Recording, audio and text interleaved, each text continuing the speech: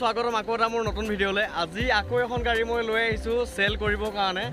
এইখন হৈছে 2011 model Ford ফিষ্টা, একদম ডিজেল ভাৰ্চন হা।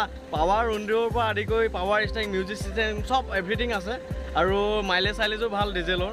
আৰু যিখিনি মানুহে একদম কম বাজেটত গাড়ী বিচাৰি আছে, যাক মাইলেজো লাগে, কম টকাটো গাড়ী লাগে, আৰু চিডান টাইপৰ গাড়ী হ'ব লাগে যে ডিগিটো ডাঙৰ হয়, বস্তু চস্তু বেছি ধৰিব লাগে, আৰু কমফৰ্টেবলো গাড়ী লাগে, আৰু কম দামতো লাগে। চবৰে ৰিকুৱাৰমেণ্টখিনি পূৰ হোৱাকৈ এইখন গাড়ী লৈ আহিছোঁ আজি মই মাত্ৰ 70,000 টকাত। মই আকৌ কৈছোঁ মাত্ৰ 70,000 টকাত, ইনক্লুডিং ট্ৰেন্সফাৰৰ পৰা আদি কৰি সকলো চব কৰি দিম মই মাত্ৰ 70,000 টকাত। একদম ৰানিং গাড়ী, বহুত ধুনীয়া কণ্ডিশ্যনৰ গাড়ী। এয়া চাওক ইঞ্জিনৰ চাউণ্ড হওক, ইঞ্জিন ষ্টাৰ্টেই হৈ আছে চাওক। এয়া হৈছে ইঞ্জিনৰ চাউণ্ড, একদম স্মুথ চাউণ্ড। পিক আপ কি ডিজেলৰ গাড়ীটো জানেই, একেবাৰে ৰকেট, পিক আপৰ বাবে একদম ৰকেট, আৰু কোনো কাম নাই। ধুনীয়া কণ্ডিশ্যনৰ গাড়ী। গাড়ীখন ল'ব লাগে, আপুনি তেল ভৰাই চলাব লাগে। মাইলেজো ভাল, 20 পৰা 22 প্ৰায় মাইলেজে পায়। গোটেই ভিডিঅ'টোত মই গাড়ীখনৰ সম্পূৰ্ণ ডিটেইলছ দেখাম, গোটেই ফিচাৰ্ছখিনি দেখাম, কিমানলৈকে টেক্স, কিমানলৈকে কাগজ কি আছে কি নাই, সকলোবিলাক দেখাম। চ' ভিডিঅ'টো শেষলৈকে চাই থাকক।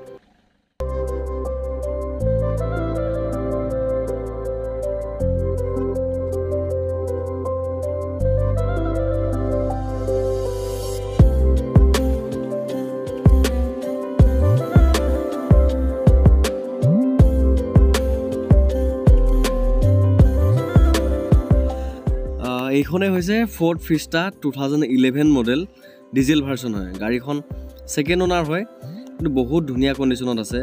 80% অৰিজিনেল পেইণ্টত আছে। বাম্পাৰটো টাচ আপ কৰোৱা আছে চাগে, বাম্পাৰটো ৰং কৰোৱা আছে। মই আনি পেলাই একো কামেই কৰোৱা নাই বাৰু।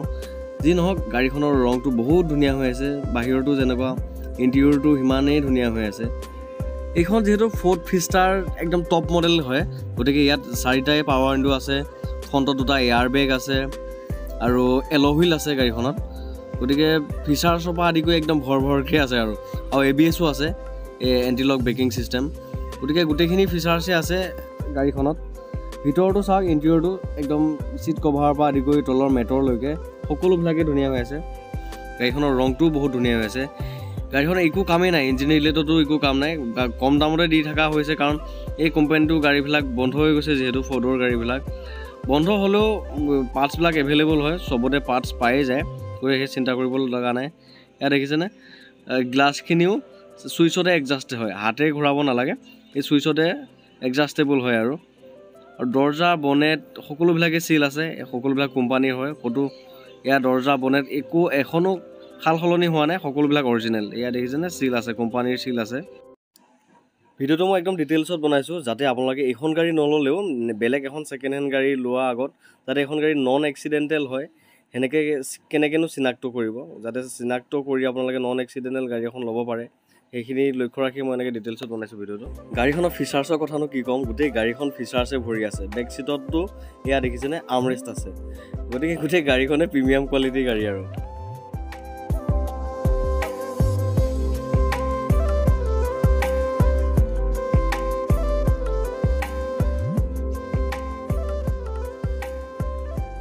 চ' এয়া চাওক, দৰ্জা গোটেইকেইখনে চিল আছে বুলি কৈছিলোঁ যে মই, এয়াই প্ৰমাণ। আৰু গোটেইখিনিয়ে চিল আছে। এয়া হৈছে লাইট কণ্ট্ৰল। আৰু এয়া চাওক, ডিগিটো চাওক, ছুইচ টিপিলেহে ডিগি খোলে। আমাৰ মাৰুতিৰ বহু দামী গাড়ীটো এই ছিষ্টেম নাথাকে। গতিকে এয়া আছে ডিগিটো, ভয়ংকৰ ডিগি, একদম মস্ত এডাল ডিগি। আৰু কিমান লিটাৰ ডিগি মই নাজানো, কিন্তু ছুইফ্ট ডিজায়াৰতকৈ বহুত বেছি ডাঙৰ হয়, ভাৰ্নাৰ সমান ডিগিটো। আৰু এয়া চাওক, ভিতৰত লাইট জ্বলি আছে, এয়া ৱৰ্কিং মিউজিক চিষ্টেম, এইবিলাক কোম্পানীৰ ফিটেড হয়, সকলোবিলাকে ৱৰ্কিং হৈ আছে। আৰু মই যে কৈছিলোঁ চিল আছে বুলি, এয়া চাওক ডিগিটোও চিল আছে। বাম্পাৰ, বনেট, দৰ্জা সকলোবিলাকে চিল আছে। এই গাড়ীখন যিহেতু এক্সিডেণ্টেল গাড়ী নহয়, গতিকে এয়াই প্ৰমাণ, সকলোবিলাকে চিল আছে।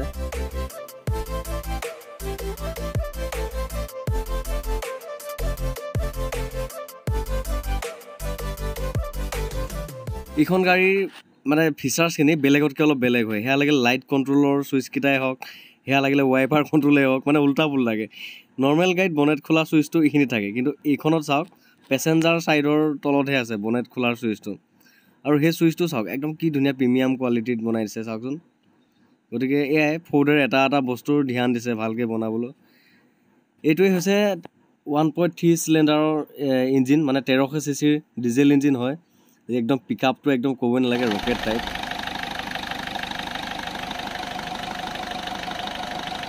এয়াই হ'ল ইঞ্জিনৰ একদম ধুনীয়া চাউণ্ড আৰু মই ৰানিঙত সৰুকৈ ভিডিঅ' এটা বনালোঁ আপোনালোকক দেখাবৰ কাৰণে আপোনালোকে ৰানিঙত এনেকৈ ভিডিঅ' কেতিয়াও নবনাব বহুত ৰিস্ক হৈ যায় চ' গাড়ীখন দেখিছেনে তামাম পিক আপ এয়াই আৰু ফাই একদম 110 কথাই নাই আৰু গাড়ীখন কিমান কিলোমিটাৰ ৰানিং হৈছে মই নকলোৱে 1,73,000 কিলোমিটাৰ গাড়ীখন ৰানিং হৈছে যদিও ফ'ৰ্ডৰ গাড়ী হওক মাৰুতি গাড়ী হওক ভাল মেইনটেনেঞ্চ হ'লে 3 লাখ কিলোমিটাৰলৈকেও কথা নাই ধুনীয়াকৈ গাড়ীখন চলি থাকে ইঞ্জিন বনাব নালাগে চ' একো কথা নাই গাড়ীখন ধুনীয়া মেইনটেইনৰ গাড়ী হয় আৰু ফিচাৰ্ছৰ পৰা আদি কৰি গোটেইখিনি আছে যথেষ্ট নিজে দেখিছে আপোনালোকে দেখিছে আৰু এইবোৰ দেখিছেনে চব পুৰা জেনুইন হয় এই চেনেলটো খুলি চালে গম পাব এক্সিডেণ্টেল গাড়ীবিলাক ইয়াতে গম পোৱা যায় বনোৱাবিলাক কিন্তু এইটো কোম্পানীৰ হয় আৰু কোম্পানীৰ স্পট ৱেল্ডিং হয় গতিকে যি নহওক গোটেই ভিডিঅ'টোত মই যিমানখিনি পাৰোঁ আপোনালোকক ডিটেইলছত গাড়ীখনৰ বিষয়ে দেখালোঁ আৰু অধিক কিবা জানিব বিচাৰিলে মোক ডাইৰেক্ট কণ্টেক্ট কৰিব পাৰিব স্ক্ৰীনত মোৰ ফোন নাম্বাৰটো আহি আছে গাড়ীখন কম দামত চেল কৰি আছোঁ তাৰমানে যে কাগজ পাতি ফেইল হৈ আছে তেনেকুৱা নহয় সকলো কাগজ পাতি আপডেট হৈ আছে